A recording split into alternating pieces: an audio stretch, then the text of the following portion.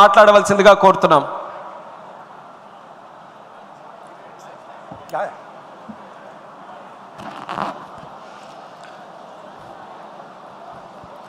వేదిక మీద ఉన్న తెలుగుదేశం పార్టీ జాతీయ అధ్యక్షులు చంద్రబాబు నాయుడు గారు, జాతీయ ప్రధాన కార్యదర్శి లోకేష్ గారు, రాష్ట్ర అధ్యక్షులు శ్రీనివాసరావు గారు, ఇతర ప్రముఖులు, ఆంధ్రప్రదేశ్ నలుమూలల నుంచి వచ్చిన నాయకులు, కార్యకర్తలు, వీళ్ళందరికీ నా యొక్క నమస్కారాలు. స్వర్ణాంధ్ర సాధన 2047 ఇలాంటి అత్యంత ప్రాధాన్యమైన తీర్మానాన్ని సమర్పించే అవకాశం నాకు ఇచ్చేందుకు అనేక కృతజ్ఞతలు. ప్రపంచం ఈరోజు ఏం కోరుకుంటుందో, ఏం కావాలనుకుంటుందో, ఏమి ఆలోచిస్తుందో, ఎలా ముందుకు పోతుందో 30 ఏళ్ల క్రితం ఆలోచించడం అంటే అది సాధ్యమా? సాధ్యమే అంటూ ఒక 25-30 ఏళ్ల క్రితమే విజన్ 2020 స్టార్ట్ చేశారు అప్పటి ముఖ్యమంత్రి చంద్రబాబు నాయుడు గారు. విజన్ 2020 అంటే అప్పట్లో పెద్దగా ఎవరికి అర్థం కాలేదు కూడా వాస్తవంగా.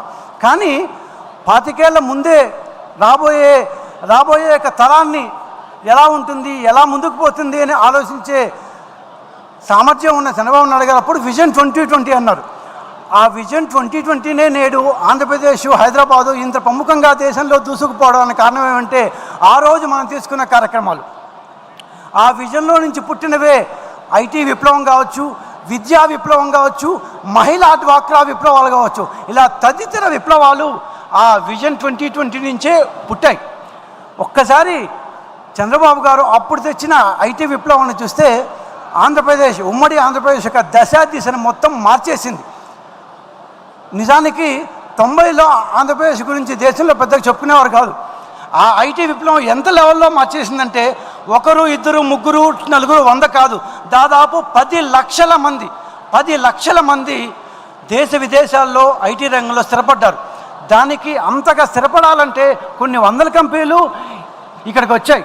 ప్రఖ్యాత కంపెనీలు మైక్రోసాఫ్ట్ వచ్చింది, IBM వచ్చింది, విప్రో వచ్చింది, TCS వచ్చింది, ISB వచ్చింది, డెలాయిట్ వచ్చింది.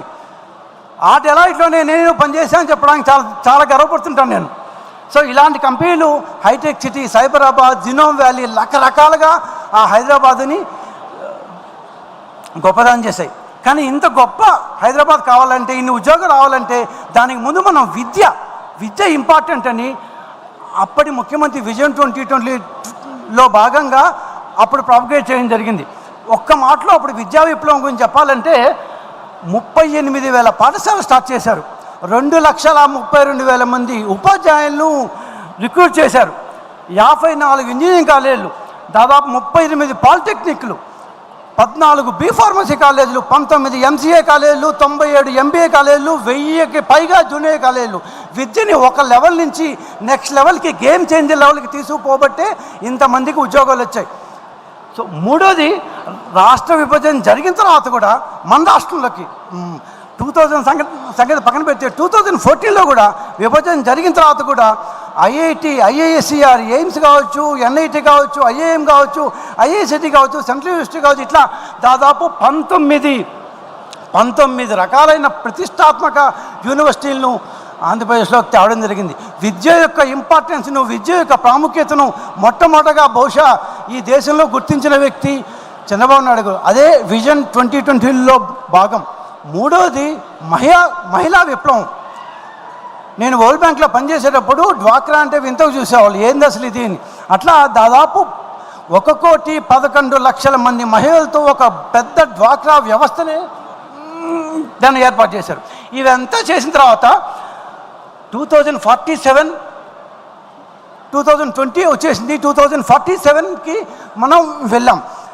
ఆంధ్రప్రదేశ్ రాష్ట్రాన్ని ఒక ఆరోగ్యవంతమైన, సంపన్నమైన, ఒక చాలా సాధికారకంగా ఉండే ఒక రాష్ట్రంగా తీర్చిదిద్దాలి అని చెప్పి 2047 ఇచ్చారు. దాంట్లో దాదాపు 10